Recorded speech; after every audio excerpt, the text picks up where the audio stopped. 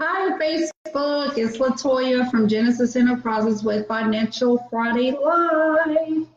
Hope everyone is having an awesome Friday. It's the weekend, and it's a long weekend for most people, with the Monday being a federal holiday.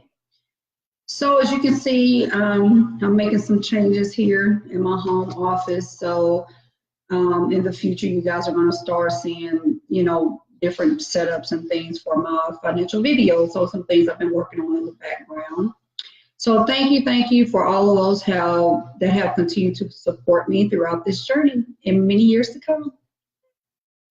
So I'm just going to share this so we can get started.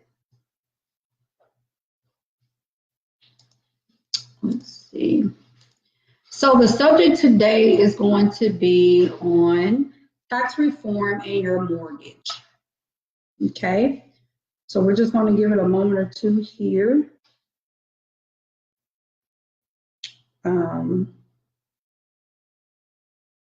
For some people to tune in, and we'll get started.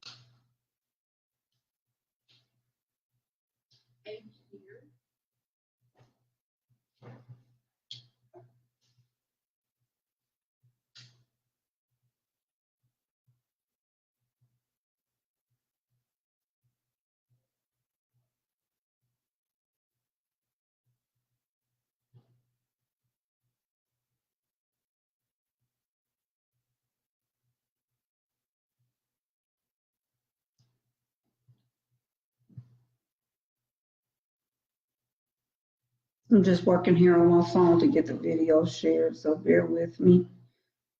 And we can get started here shortly.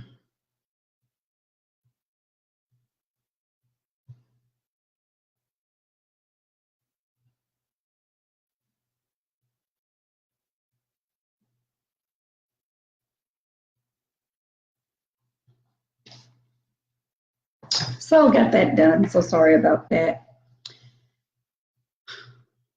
Alrighty. Let's see. I got a new laptop, so I'm trying to see how this live works from the laptop. But anywho, we're going to go ahead and, okay, there we go. So I can start seeing the viewers are coming in now. All right, so we're going to go ahead and get started. So as you guys know, our current president passed the Tax Cuts and Jobs Act. Some people know it as TCJA. And it was basically, in effect as of December 2017. So of course, you guys know with a lot of that, you guys have probably saw a lot of changes, like with your current payroll, different things like that. So I just wanted to take this time today regarding mortgages. So basically, if you have a mortgage or you're looking to purchase a home, you definitely need to tune into this video because it affects you. So we're going to go ahead and get started with that. So the first thing we're going to go over is the mortgage interest deductions, okay? So as of right now, under the TCJA, or the Tax Cuts and Jobs Act, mortgage interest deductions are capped at $750,000 for loans taken out after December 15, 2017. So if you purchased your home before December 15, 2017, you're grandfathered in, and you're still based on the old rules of $1 million of mortgage debt. So the previous law was $1 million, and after December 15, 2017, it's now $750,000. So if you purchased your home before December 15, 2017, you're good.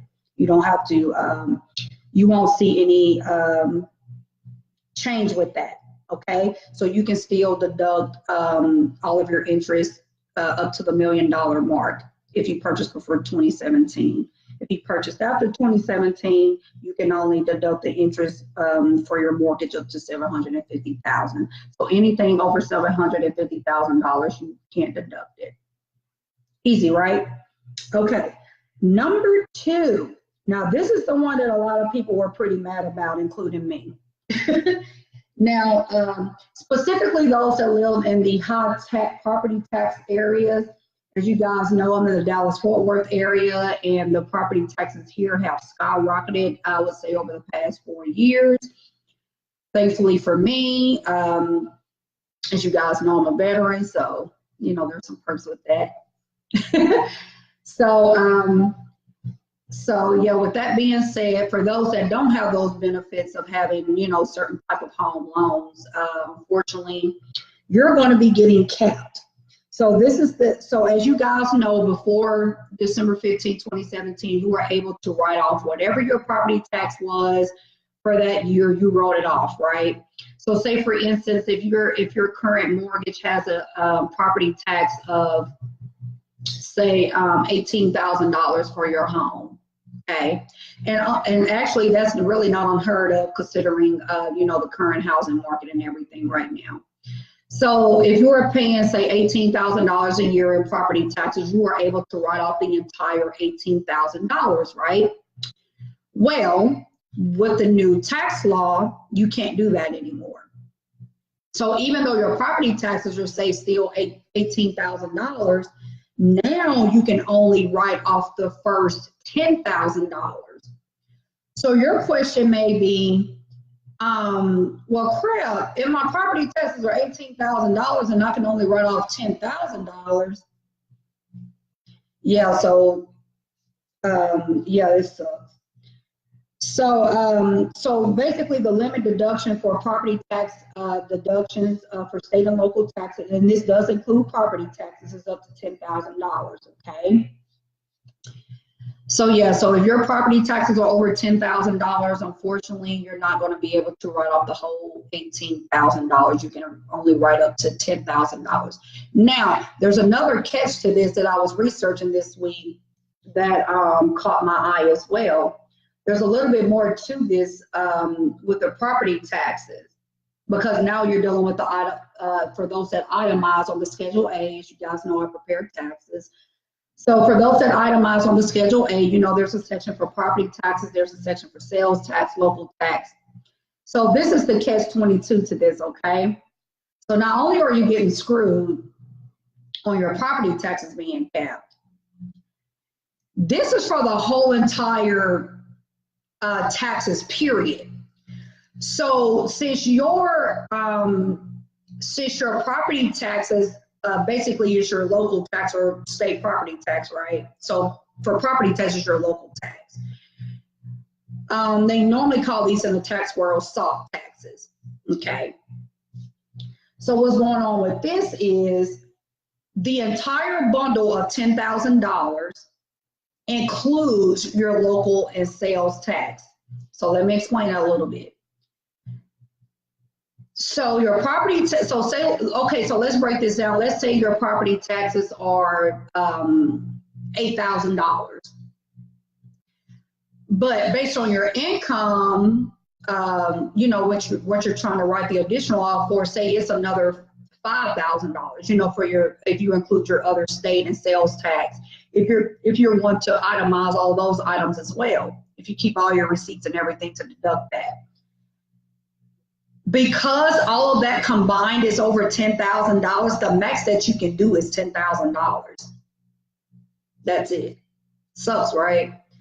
So that's why I wanted to jump on here and let you guys know, like, you know, if you're used to getting, you know, a certain refund and things like that, this year, don't be surprised if you don't even see anything, to be honest with you, because this thing has really changed a lot.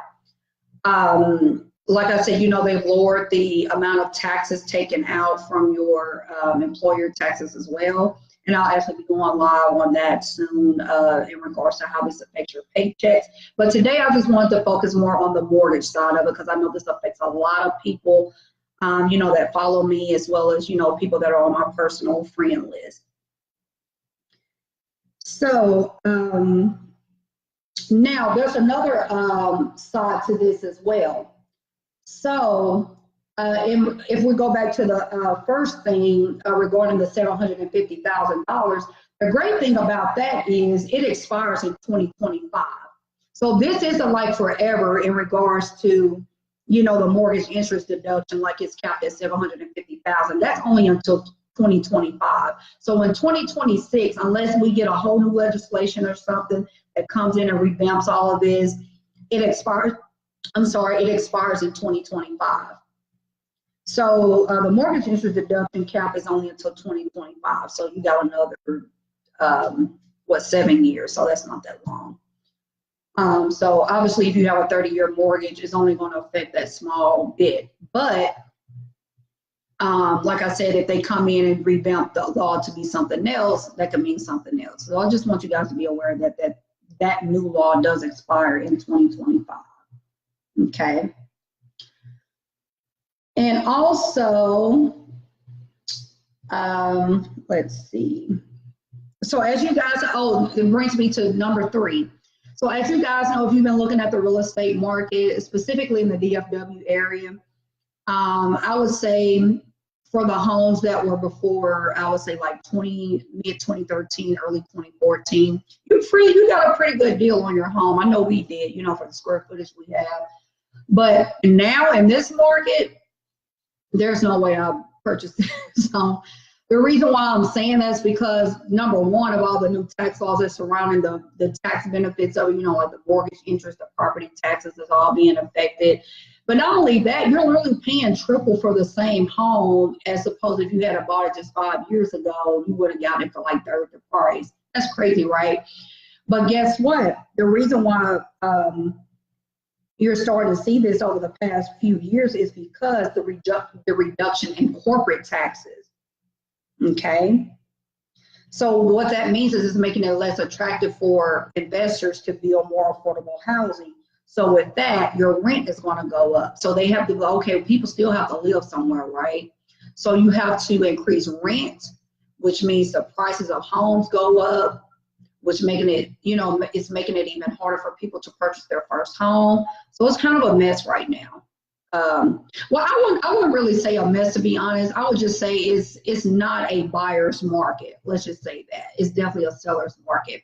So if you've been in your home for, say, 10, 15 years, and you purchased it for, you know, say in the DFW area for, you know, $120,000, and they're literally selling now for like $325, you're good.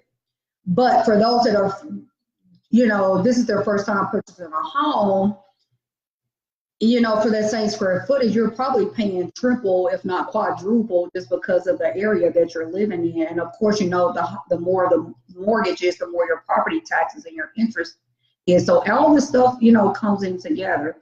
So I just wanted to kind of jump on here today and just, you know, give you a little breakdown of that. And just to recap what we went over, mortgage interest deductions are now capped at $750,000 as of December 15, 2017. Okay, so obviously, if you purchased your home before that, you're still under the grandfather rule of up to $1 million for mortgage debt to deduct all of your interest. So as long as your interest, if you purchased it before December 15, 2017, you're good. You can deduct all of the interest up to the $1 million mark. If you purchase it after December 15, 2017, you can only deduct up to the $750,000 mark. Okay. Number 2, which is the most important, your state and local taxes are now being capped at $10,000. So if that means your state, local, and your property taxes are all over $10,000, the max that you can deduct is $10,000 on your Schedule A. It sucks, right? And of course, number 3, due to the you know, the new law changes and everything, you're now seeing rent being more expensive. The housing prices are through the roof right now, you know, to purchase a home. So it's definitely a seller's market for those that want to sell. So with that being said, that's pretty much it in a nutshell. Thanks for tuning in. I hope you guys have an awesome long weekend, and I look forward to seeing you next time on Financial Friday. Talk to you soon. Bye.